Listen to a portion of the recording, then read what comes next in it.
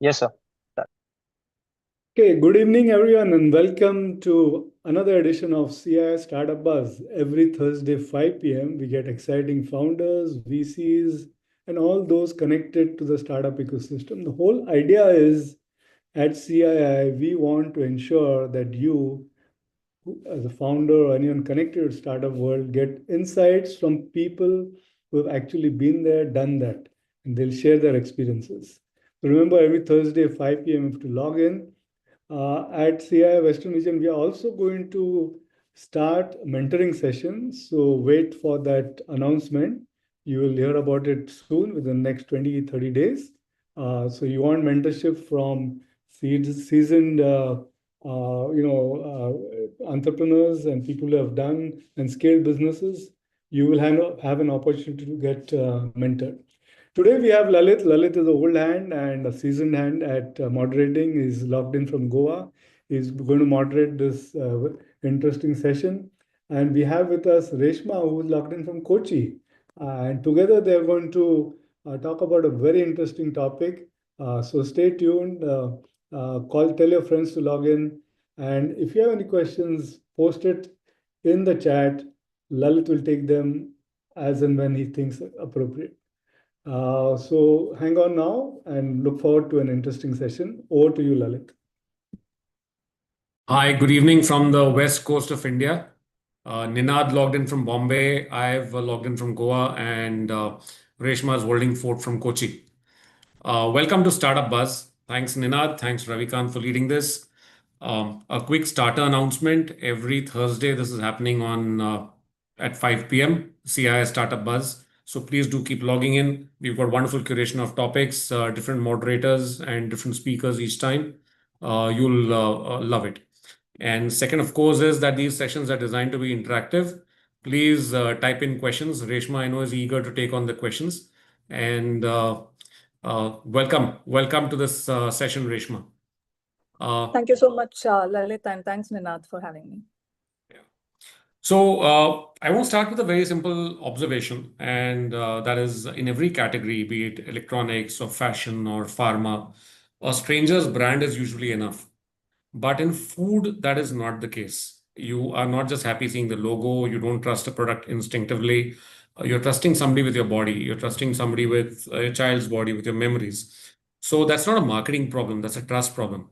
And today's guest, Reshma, has built a company that sits right at that intersection where nostalgia meets nutrition. And she's set up a home kitchen in rural Kerala from where her products are reaching Mumbai.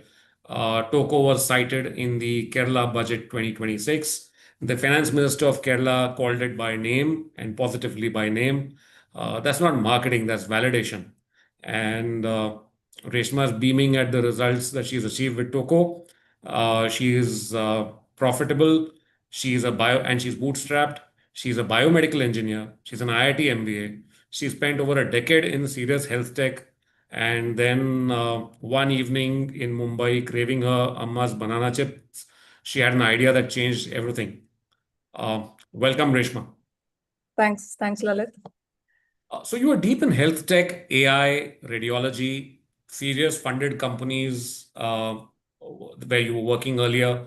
Most people resolve homesickness by calling their mother, and you started a business around that feeling. You quit all that to sell banana chips. What did your colleagues say? What did your mother say? I also called my mother, just that I asked her, can you give me the recipe, or can you just come over to Bombay and then can we make it together and make it a scalable, the homesickness or the nostalgia that I have, can we make it a scalable opportunity out of it? So for those of you who do not know Toko, I'll just briefly, very quickly have a one-liner. So Toko is basically a B2C platform where we have different home chefs, mostly people who are in their 50s or 60s. These are, retired bank folks or retired couples. We have many women, men, everyone coming together. All of them making regional delicacies from their homes. And Toco identifies them, and we standardize these recipes and we bring them onto the Toco platform. So we standardize the recipes, the packaging, the factors that Lalit in the beginning, what you mentioned about food that is trustable, right? Food that can be trusted is something which we wanted to scale. So that is Toco. Now, the bestseller recipes on the Toco platform from across different regions are scaled in kitchens in rural parts of India. So, and where these are typically run by women collective, few women come together and we help them to scale these recipes. So that's how it happens. But when I originally when we started, this all evolved, right?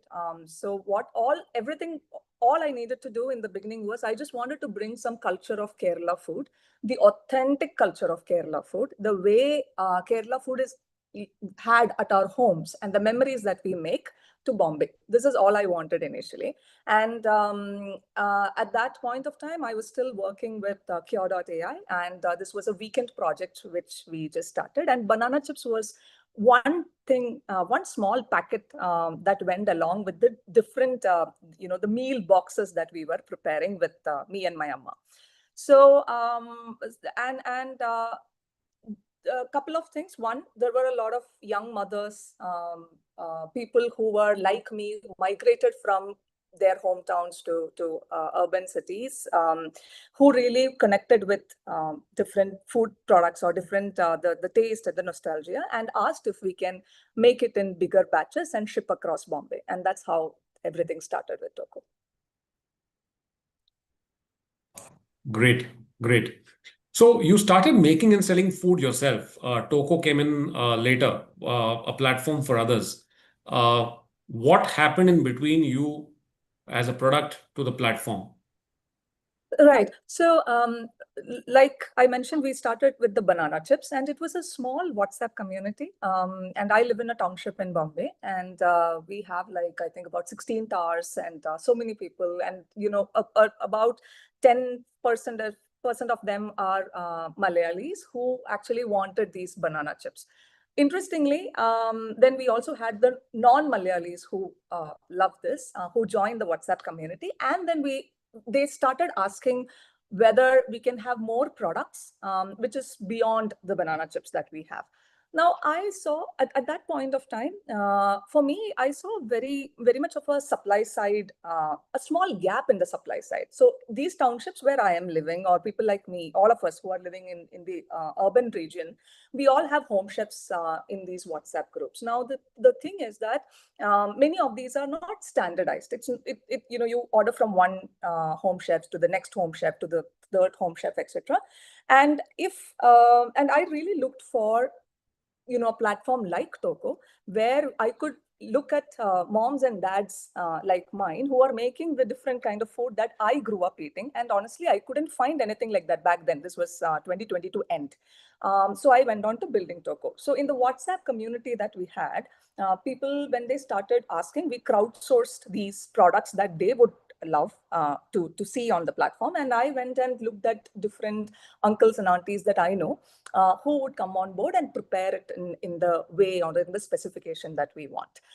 That's how Toco became a platform from just a banana chips.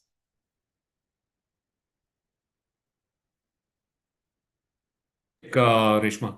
So, your chefs are mostly in their 50s and 60s. They've cooked for decades, but never for strangers apart from family and friends, never under compliance pressure. And now you are throwing FSSAI, probably shelf life, no preservatives, no oil use on them. So you told talented grandmothers and parents that your food is world class, but now we have to audit your kitchen. This must have been a delicate conversation. What did you do?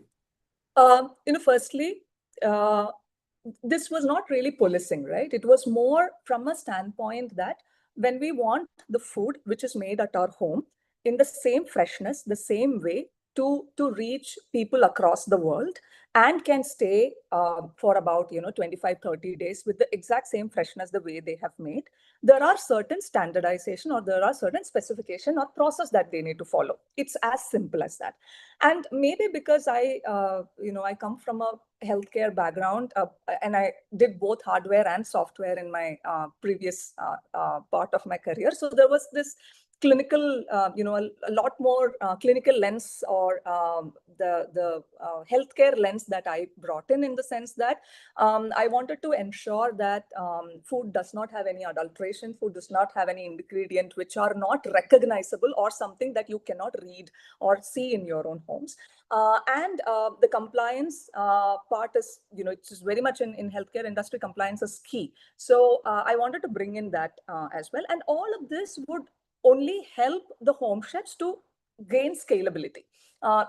It's not mere that you need, it's not just a check and balance there. It's not just a TOCO compliance, but it's compliance plus it's more how they get market access or how their products can travel far. So that was the idea behind it. So we replicated the kind of process where when we made the banana chips out of my home kitchen, and I am not a chef, I'm not a trained chef. Everything was different physics that I applied to make something where it is delicious, but it is also something where a health conscious or a health aware person can consume, or our kids can consume, our elderly parents can consume. So for that, what are the checklists that I need? It all started from there. And in all honesty, once you explain this reason to our home chefs, they very well understand why we are doing this. And in fact, they were very supportive of this because like many of our customers, I am also, me and many of our chefs, their children are also a consumer of TOCO. And these are the products which we and our families are also consuming. So there's no reason for them to not adhere to this because they only have upside to that. So that conversation, in fact, was very easy for us. The only one thing that we initially start when we onboard the home chefs is that we'll need to see a video call of their home kitchen, because these are home kitchens, right? So we need to ensure that there are separate areas where the food are made. It is not mixed with the regular cooking that they have at home. But that was it, yeah. Great. So you have that engineering and quality kida to ensure that there's no kida in the product, which I think is a great quality metric to have. Talking about quality, Nobel laureate Michael Spence's core idea on signaling theory is that in markets where quality can't be directly observed, then you're looking for signals as substitution for evidence. So a customer can't taste the food before ordering, so they look for signals like packaging, like certifications, like the age of chefs, like the fact that somebody's mother is making it, and adds more credibility. So Reshma, which of these trust signals surprised you the most or moved the needle in a way you didn't expect? For me, it was, when I browse through or comb through the orders that we come on the back end, and we also have this small tab which we write as order instructions. One of the most common comment that I have come across, or the note as order instructions, it's not an order instruction, it is just, this is for my baby, and I want it to be fresh, and that's why I'm ordering from you. Or someone who says that I am pregnant, or someone who wants to gift it to their elderly parents, right? The two key factors. One is that we know that this is fresh and it is coming fresh. So packaged food and fresh. So I'm combining packaged food and fresh food together, right? So every product is made fresh before it is shipped them to the customers. So this has, in fact, the repeat rate of those instructions in our orders had surprised me the most. And one of the customers, once when they wrote a testimonial to us, actually mentioned that, I know this is made in a home kitchen like mine. So it's not made in my kitchen, but it is made in exactly the kind of home kitchen that is mine. And it is made by someone I have not met, but someone I could connect with, right? And I know who's making it, and it's not coming from a factory. So these are some of the comments that has surprised me the most, and the repeat rate, right? And one customer, when they get it, and initially we had a very large dispatch timeline because these are made in small batches, it's made in home kitchens, and it takes takes about 4 working days for it to be dispatched. Initially that was the case, and but then it's very interesting when we have everything that we get in 10 minutes from the quick com platforms, the same products in a different the same kind of category of products in a different packaging, right? I'm very surprised that our customers still wait for our orders to come in within that 5 days or 6 days time frame. And then that was a huge validation for us. And so, which means that people are very conscious about the key USPs that we have put forward, and it is not just marketing, right? So yeah, that these were all something which I have seen experienced throughout the journey of Toko. Great. So I'm not surprised with customers asking for hypertensive or pregnant or for baby and for specific dietary needs. That's not food business. That's health tech that you've come from. So you've carried that baggage with you. 52% repeat rate is phenomenal. And you had mentioned in an earlier talk that I had with you that it was typically your customers ordering twice a month. In today's world of 10-minute deliveries, like you say, your customers have extraordinary patience. Right. So who are these people who are buying and what are they buying? So I have two segments, categories of the customer. So one, initially I thought, and based on the patterns and the data that we have, a large amount of our customer base was the urban population, typically 33 plus age group, people who are health aware and who knows that, eating homemade food is one of the more sustainable way of eating healthy. When Toko different has not just snacks, but Toko has meal accompaniments, Toko has pantry essentials. So all of these are homemade or directly sourced from farmers. So they started adding one of these, one by one into their pantries or in their diet. And so initially that is the customer that or our ICP that we started seeing and that we started growing as well. And then very interestingly, we also had unlocked the NRI customers who want to buy it from here and want to not just take it back, not just the memory that they are taking it back, but also they want to gift the part of their culture to people who are abroad. Their friends, their colleagues, and all of that. So these are typically customers who buy in bulk from us when they migrate to or they go back to their the countries that they work in. And the third very interesting segment that we have identified are people who are post 65, 70, who have children, grandchildren living abroad, who want to have a trustworthy source of the products that you are actually getting in your region. So you have a version of that you get in the bakeries or local department stores, but you still want to buy it from Toko and then give it to their grandchildren. So these are the three major customer bases that we have identified, or we happen to see on Toko, who are repeating and who are coming back and purchasing from us. Fantastic. I have lots of questions that my friend from CII, Anant, is carefully compiling and sharing with me. So I request the audience to keep the questions going. Reshma, I have a question from somebody in the audience who says, in the food business, repeat customers are key. And you, Reshma, have talked of a 52% repeat rate, which is phenomenal. What helped you turn first-time buyers into loyal customers? Yeah, sure. For most, I wouldn't say this, it's not a generic statement, but at least as a consumer myself, one of the missing parts that I have seen whenever I buy something from a brand is the lack of follow-up after the delivery is done. Once your product is sold, you're done.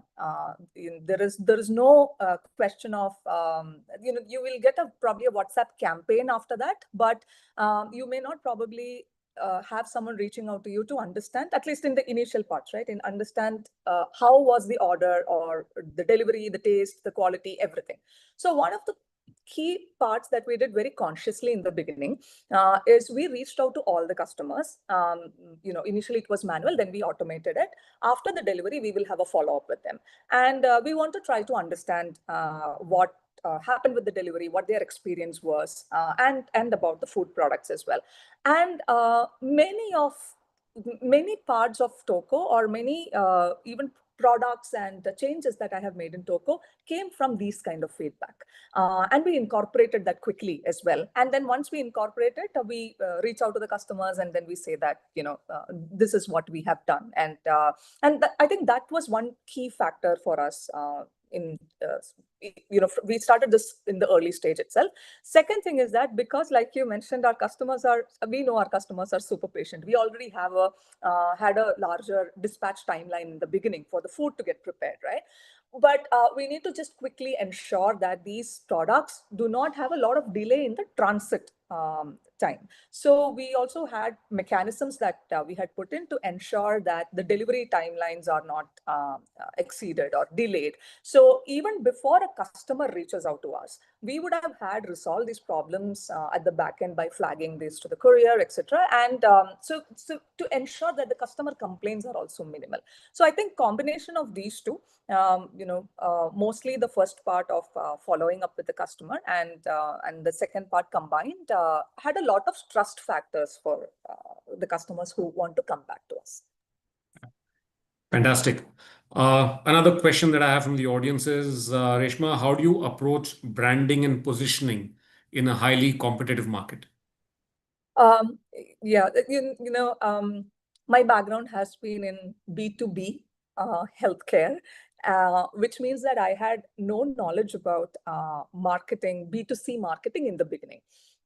This is, there are pros and cons of this. So, but the pros of that is because I didn't know that this ABC are the typical ways of marketing. There is a lot of experiments and new creative ideas that I could bring in. So instead of pumping a lot of money for meta ads, I didn't go down that route.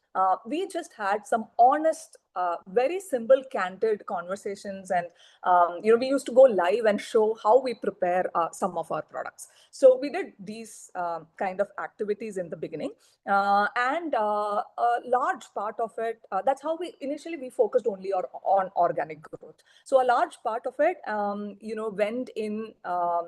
Reaching out to people, the word of mouth spreading, and then coming back and all of that. So so our branding, our marketing, so we do not say no palm oil or no, we don't say that explicitly because we believe that it's a given, but we focus on the other key areas which our customers wanted to hear, and we keep having that conversations one-on-one on social media, and through WhatsApp campaigns and all of that. So, and I didn't go down the typical marketing approach in terms of, I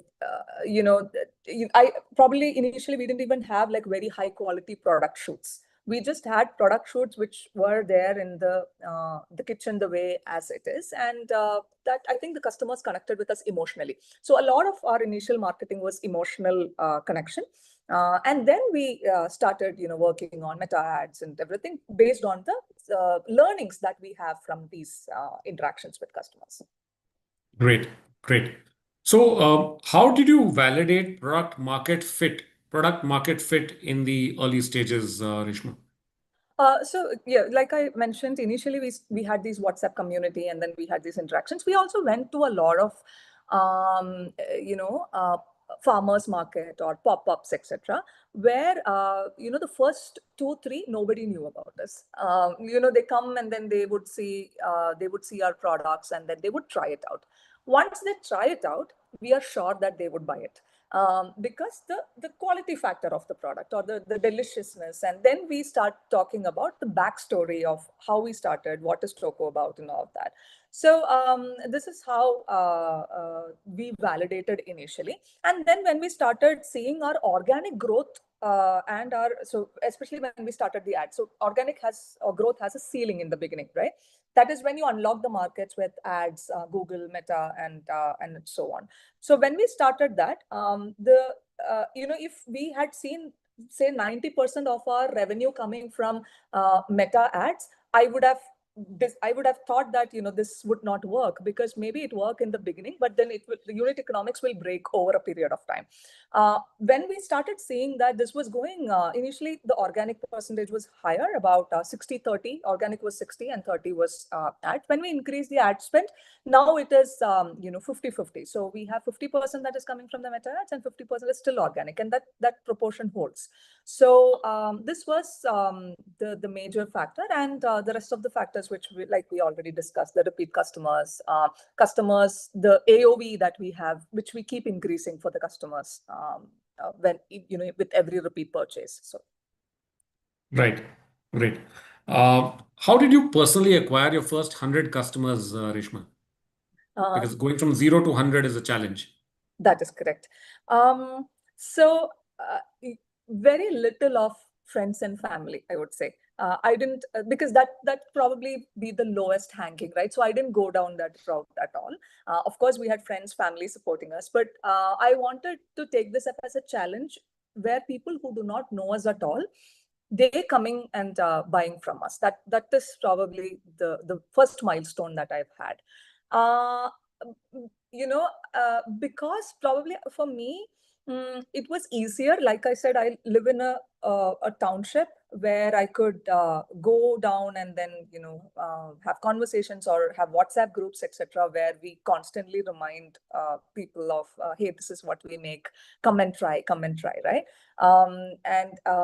And also having these little conversations with these customers who initially keep buying, like the first 10 customers who buy, go reach out to them and ask them what stood out and what did, right? And we are not even a company which runs on discounts. So like it's that was not even my strategy in the beginning. So I personally had conversations with all of these customers in the beginning, and then tried, learned, iterated.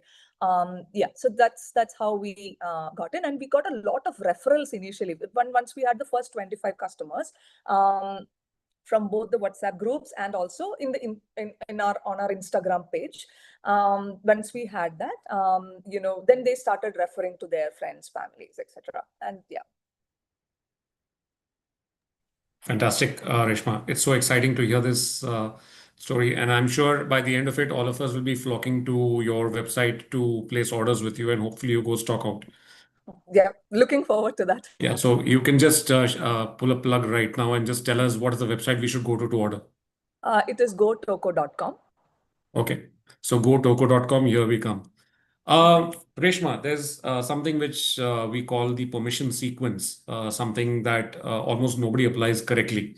And the idea is very simple, that the sequence matters. And the sequence is that you earn attention first, then you earn trust, and then you have the right to sell. You cannot skip this sequence for making a sustainable company to scale. Many food startups try to reverse this. They put in place distribution before the trust signal is strong enough to survive it. You got 52% repeat customers. The trust signal is loud there in our face. And you've got repeat customers before you've got a marketing budget. So you've hit the sequence correctly, the permission sequence correctly without using that term.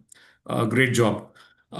Some people may also say that your biggest failure, maybe you've never met demand. You've consciously got customers waiting. You've not gone the contract manufacturing route. You've not raised funding and so on. What would you typically answer to people like that? Um, you, you know, uh, it's true. And I've faced this question many a times. Within the different stakeholders or people that I have, the mentors. Like, why don't you go down the contract manufacturing route, right? Because that will definitely solve my scale problem, supply chain scale problem. For example, one of the best sellers even today that we have is the banana chips, and which we started with one kitchen. Then we made one home kitchen, which was my kitchen, and then we made an exclusive home kitchen, which makes only banana chips and the different flavors of banana chips that we have. And the when we started having, and for us, season is throughout, because we have in the first half of the month the season of south of India, and the first half of the year, and the second half of the year we have the entire the other parts of India, all the festivals that are coming up, right? And maybe because the product, some of the bestseller products are Kerala specific, but our customer base actually is mostly Bombay. Then comes Bangalore, Delhi, and so on. So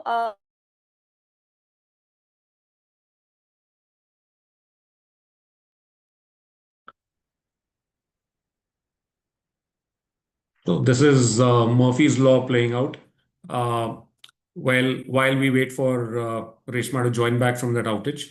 Uh, so what she's done is she's had a fantastic, yeah, welcome back, Reshma. I was trying to answer the question that I asked myself. Welcome back. Please continue. Yeah, sorry, I had a power issue. I'm sorry. That's okay. All right. Please continue. Yeah. So, so that's pretty much one of the questions that I've always got answered, right? But and it is easy. I can actually get the contract manufacturing at a fraction of the cost, which is what many food brands. The easiest way to scale is also that, right? I mean, you just need to put the branding in place nicely, and then have it made, and then you will typically have one manufacturer making for multiple brands in like slightly different specs, right? But my USP will not stay intact. The kind of the messages that we are getting, where this is for my 2-year-old or this is for my 5-year-old to take it in their tiffin box, is not something that I will be able to stay true to if I were to go down that route. So I didn't want that. One factor is that I cannot control the part of whether the oil is reused or not. I cannot, and we have all the salt, spices, everything done. It's all mild by default for all the products that we have. So we do not excessively add sugar, excessively add spices or salt to enhance the taste. Everything comes from the ingredients in itself. So none of this would stay intact if I were to go down that route. But I wanted to take a slightly different approach, which many companies have experimented and is doing very well and well as well, is where I took these to these rural parts of India, where this can get made at scale. What we needed to ensure that the quality control is very rigorous from our end, so that the standardization is in place for these recipes, because these will get made in different decentralized kitchens, and our recipes, but decentralized kitchen. And we could stay true to the USP, right? And in the world of, I can probably think of another 1,000 brands of banana chips or pickles or podis or chutneys. I don't want to go down the let me decrease my price so that you buy my product. I didn't want to go down that route. I wanted you to buy from us because that this stands apart for the things that we believe in and the things that you believe in, so that you come back and buy from us, and then you completely integrate with us, right? Your diet is integrated with us, and then it's easy. Then we can actually add different products that they want, and it's easy. I mean, that sell will be more easy. So that is the reason why we stayed this way.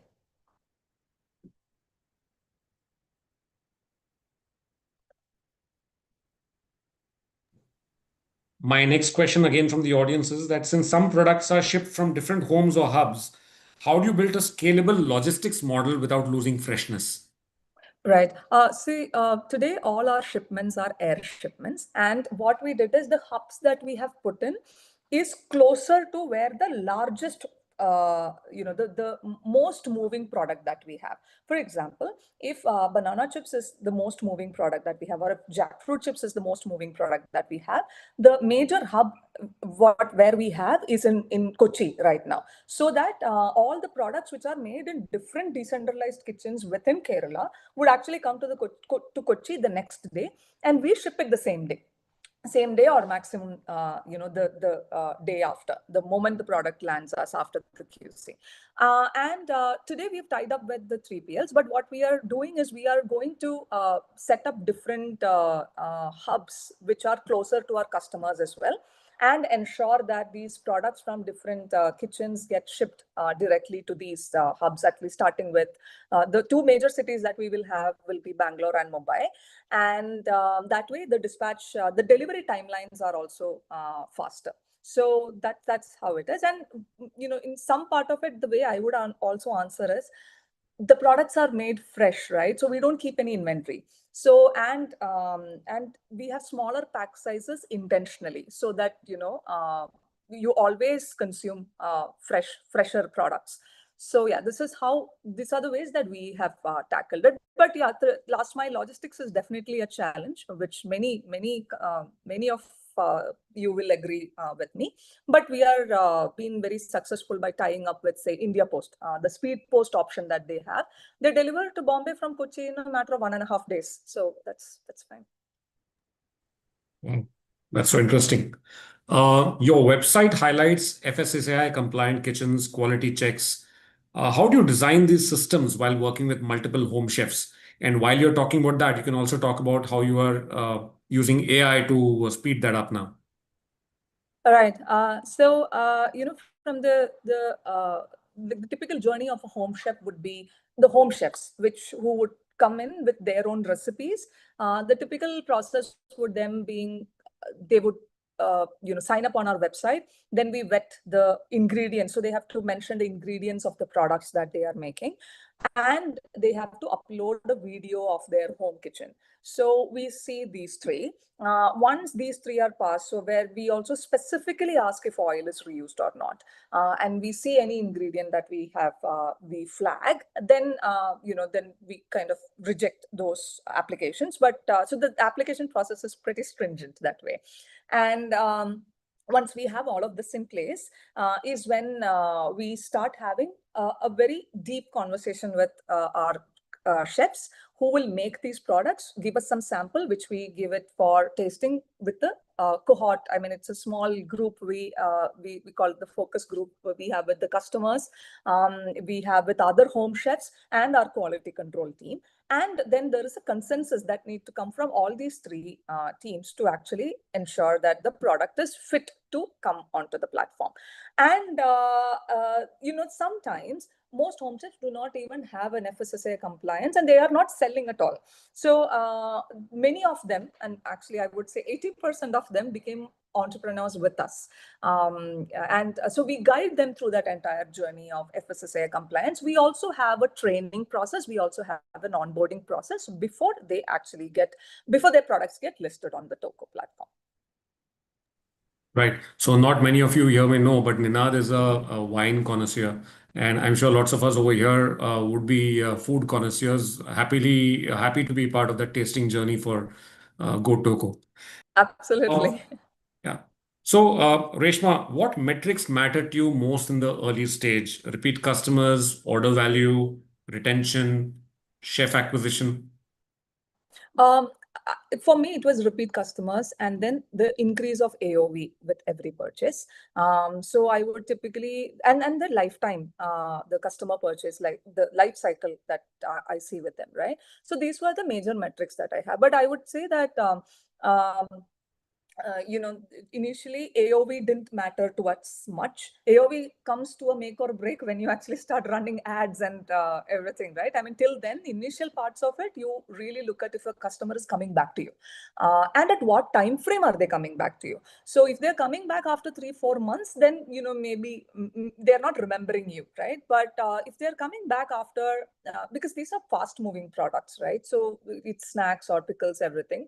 So if they're coming back to you within, like, say, the next 15-20 days, then it makes that was what I consciously worked towards initially. And that is where all these post feedback follow up and everything, all these different little processes that we had put in. Fine. Great. Reshma, I have a very interesting question about scaling. What systems or processes should founders build on early so that they can scale their businesses later? Right. I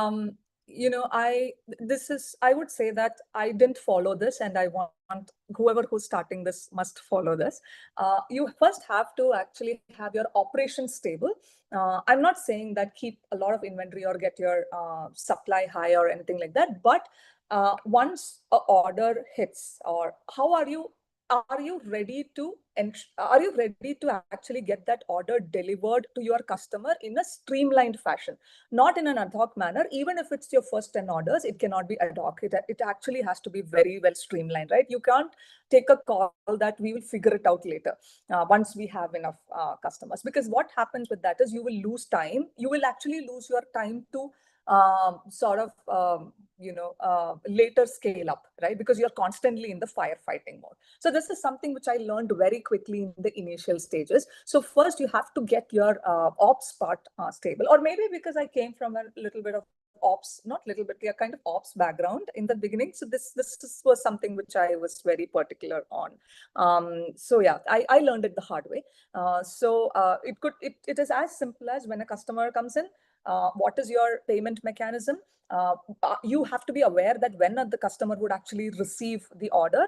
And one rule of thumb, right? Never make a customer follow up with you. You have to ensure, everything is in place without any follow up or anything for that matter. Because when you are in an early stage company, and the customer is actually trusting your product, like you very clearly mentioned in the initial part of the conversation, right? They have not seen you, they have not seen your product, they have not tasted it. All they know is a picture, and then the language or the captions that you have used, and they are putting money in you based on that, right? So it's a huge responsibility from your part to ensure that that trust is not even, the customer do not even have a second thought on that trust.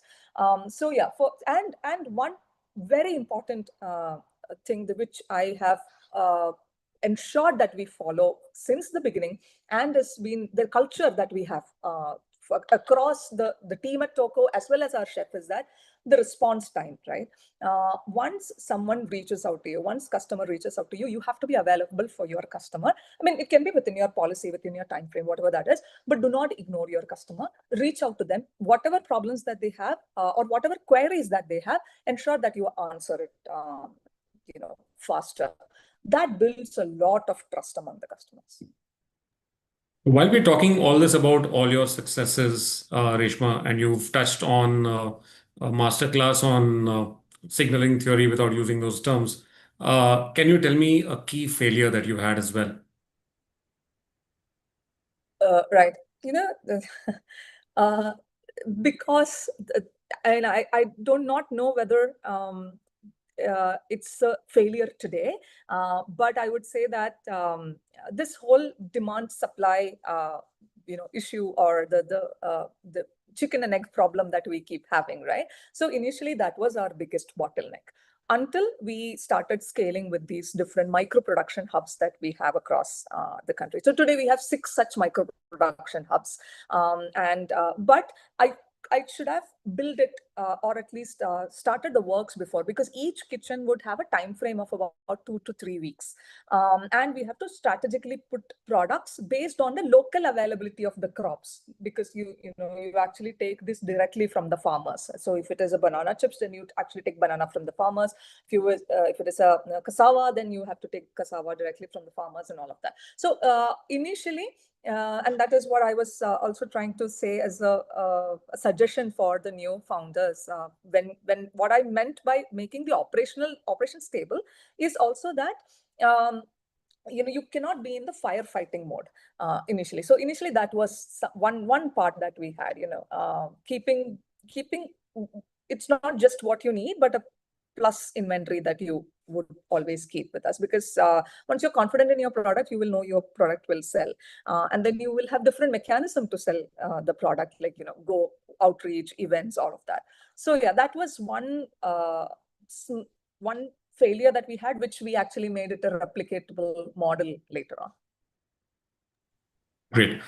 Reshma, I have a last question for you because we have a 5:45 stop, more or less. Most people graduate from a kitchen or stay stuck at a kitchen. You've graduated from a kitchen to a brand, and from a brand, you have moved to kitchens, and now you've got brand partners coming along with you. Walk the audience through this roadmap, because it's genuinely quite a different model as far as we've seen probably in Indian food. Right. So we have these. So I would say this is like the different verticals that we have. So we have the home chefs who are making original, authentic recipes. Toko comes in there, where we are helping them with standardization of the ingredients, the packaging, the recipe. We tell them how to improve the shelf life without any preservatives, and so on and so forth. And we give them complete market access. Then comes the scalability part of it, which are these micro production hubs that we are talking about, right? So the chefs, I would say Toko would, it's overarching these two, and then these are the micro production hubs who would become the strong or the backbone of the supply chain of Toko. Typical marketplaces, would start with sourcing products from different brands, and then make a brand of their own, be it Amazon or be it Swiggy for, Noise for Swiggy, or Solimo for Amazon and all of that, right? But then we actually went down the other route where we have our own products initially, and we have a lot of learnings, which we ensure that the same process is set to each of the kitchens and each of the hubs that are coming along. And what we would have is that we will also have other homegrown brands of the sub brands of Toko, who are working with probably another set of kitchens. So those will be our brand partners, right? Who would come with us in the journey, and that will be the natural progression that we'll have in the journey of Toko. Well, Grishma, that's been a great journey with you. For every action, you have an equal and opposite reaction. You've poured so much of love into this product. And for the audience, if you realize, she didn't talk about the art of cooking. She talked about the science of cooking when she said the physics behind making banana chips. So that is something that will stay with me, Reshma. You're so analytical, and you probably analyze the every aspect of your business threadbare before jumping in and dunking those banana chips into that coconut oil. Thank you so much. She set out to eat good food. She set out to make great food. With that, she's ended up building a brand. With that, she's, I'm sure, created a good social impact, because these are rural kitchens, these are small kitchens, which she has set up very well.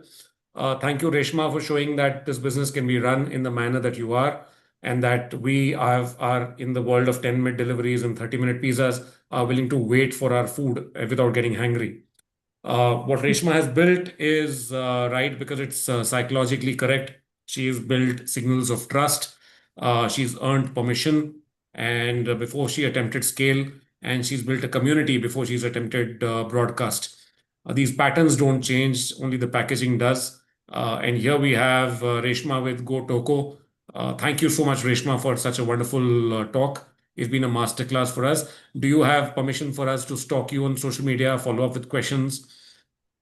Absolutely. Please feel free. You can reach out to me on LinkedIn, and I'm happy to answer whatever I can. Thank you so much, Reshma. Thank you so much, and thank you so much for the lovely audience. Thanks, Ninad. Thanks, Mr. Ravikant and Anand. Over to you, or we close now. Thank you. Thanks, everyone. This was very wonderful. And Lalit, thank you so much for asking me these kind of questions. I love these kind of questions being asked, where I also think and think again why I started Toko, right? So thank you so much. Thank you. God bless. We'll log off. All the best.